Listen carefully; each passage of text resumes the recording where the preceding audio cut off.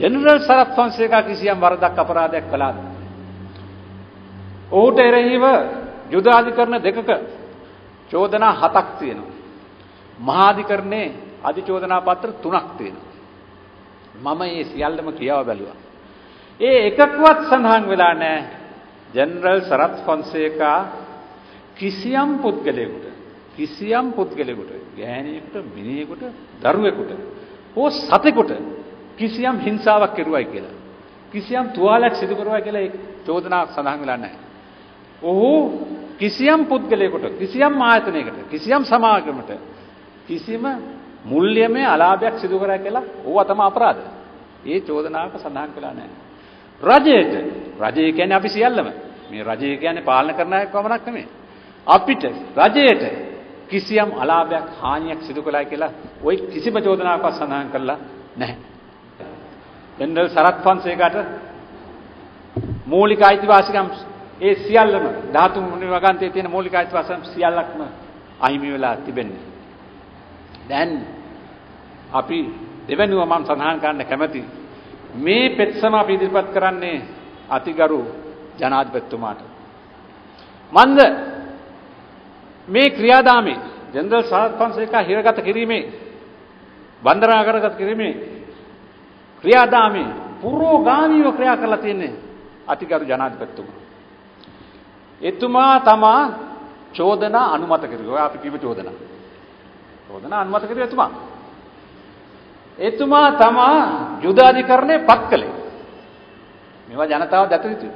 එතුමා තමා යුද අධිකරණය පත් කළේ. එතුමා තමා යුද අධිකරණයෙන් අර නිර්දේශ කරපු දඬුවම අනුමත කළේ. එතුමාට තමා සමාව දෙන්නත් පුළුවන්. ඔන්න අපේ නීතිය. එතකොට අපි ඒ නිසායි තවත් එකක් තියෙනවා. යුද අධිකරණය මෙහෙව්වේ යුද හමුදාවෙන්.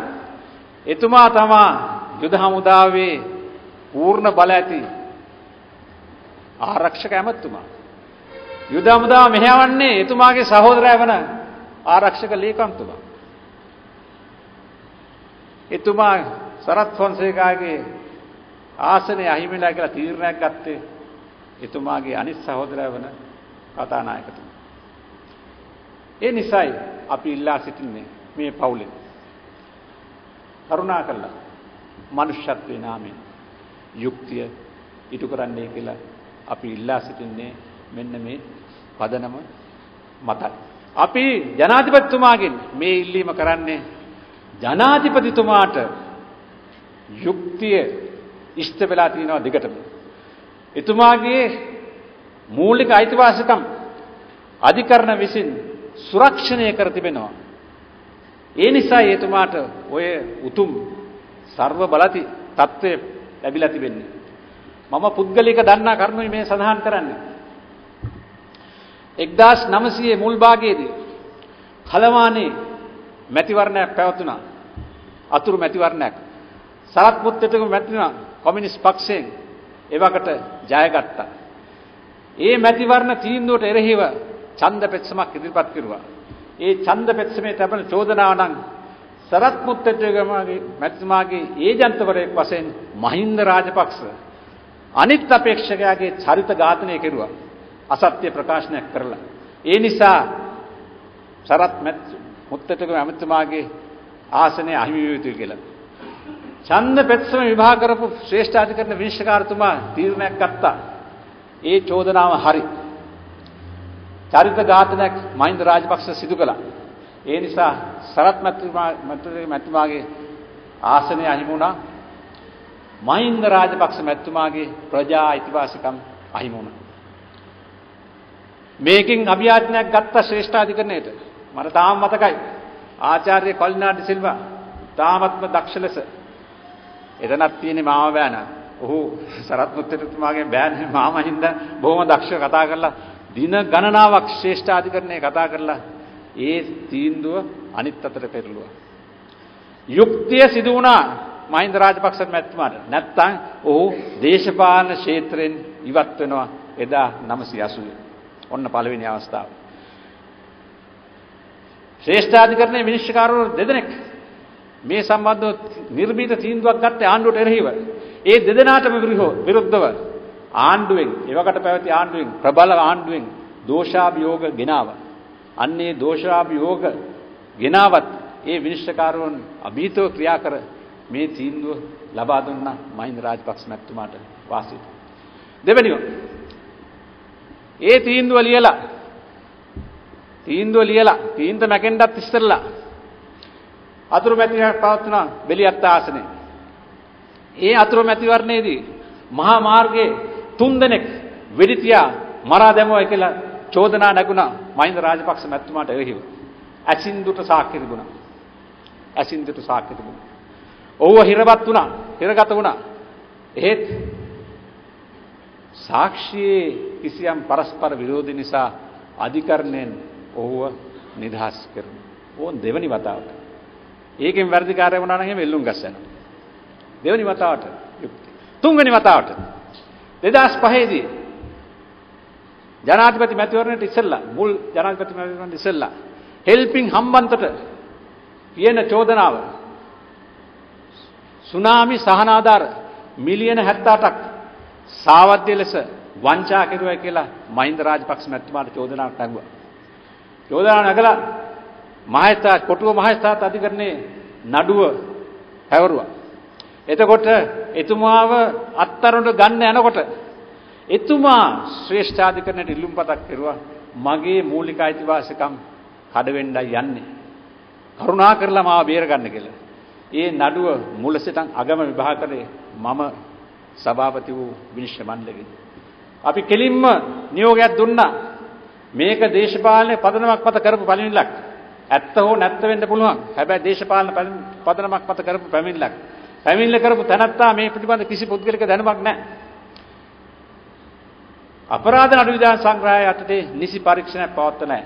ඒකින්ද එතුමා අත්අඩංගුවට ගැනීම අපි තහනම් කරුවා. එසේ තහනම් කරුවේ නැත්නම් එතුමාට 2005 මැතිවරණට ඉදිරිපත් වීමට හැකියාවක් නැහැ. ඕන් තුන්වෙනි වතාව. ඒකෝර අපි කියන්නේ තමන්ට ලැබුණු මේ යුක්තියේ වාසිය මූලික අයිතිවාසිකම් වල වාසිය කරුණා කරලා අනිත් අයටත් දෙන්න. තවත් නඩුවක් තියෙනවා. විදේරත් මැතිතුමනි ඒකත් මම සඳහන් කරනවා හිත ඔබතුමා දන්නේ නැහැ. අවුරුදු 40ක් තිස්සේ මේකේ පෙරලිච්ච මම විතරයි දන්නේ මේ සියල්ලම. ඒ 1992 දී වෙච්ච දෙයක්. එතුමා ඒවකට මහින්ද රාජපක්ෂ මැතිතුමා ඒවකට මූලික අයිතිවාසිකම් සහ මානව හිමිකම් සුරක්ෂණය කිරීමේ පාර්ලිමේන්තු සභිකයන්ගේ කමිටුවේ ලේකම් ඒවකට අතුරුදහන් වීම ගණනාවක් සිදු වුණා. එතුමා මේ ලේඛන සියල්ලම එක්ස්ප්‍රස් කරගෙන ගුවන් තොටුපළට ගියා ජෙනීවා නුවර මේ අතුරුදහන් වීම පිළිබඳව ජෙනීවා නුවර පැවති 31 වෙනි ජාත්‍යන්තර සැසිවාරයට සහභාගී වුණා. ගුවන් තොටුපළේදී කුඩා හෙට්ටි කියලා පොලිස් නිලධාරියෙක් එතුමාව නැවතුවා. නවත්තලා කිව්වා මේ බෑග් එක පරීක්ෂා කරන්න වෙනවා.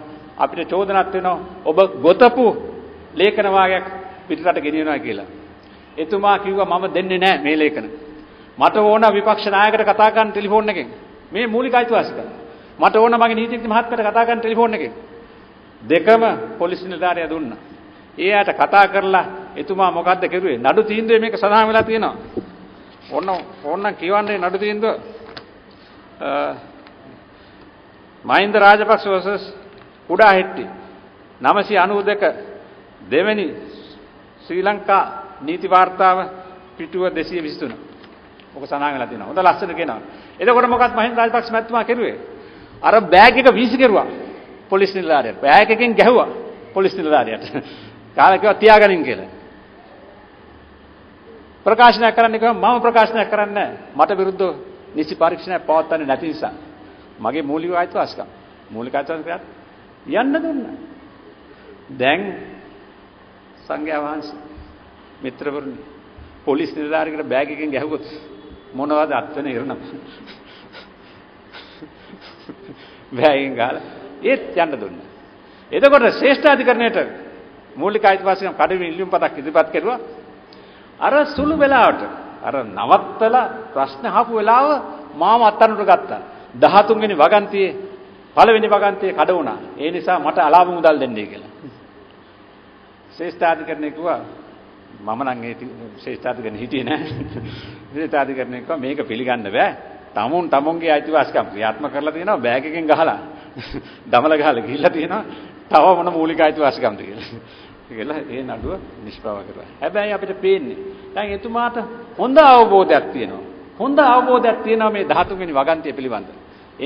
ඒකේ 13 වෙනි වගන්තියේ භුක්තිය එතුමා කීප වතාවක් විඳලා තමයි මේ උතුම් තත්වයට ඉහළ තත්වයටපත් වී තිබෙන්නේ. ඒ නිසා අපි කියා සිටිනවා එතුමාට තමන්ට ලැබුණු මේ 13 වෙනි වගන්තියේ වරප්‍රසාදයේ යුක්තියේ सर्व साधारणत्वे प्रयोजने फल प्रयोजने जनरल शरद फोन्सेकाට ලබා දෙන්න. එපමණයි අපි කියන්නේ.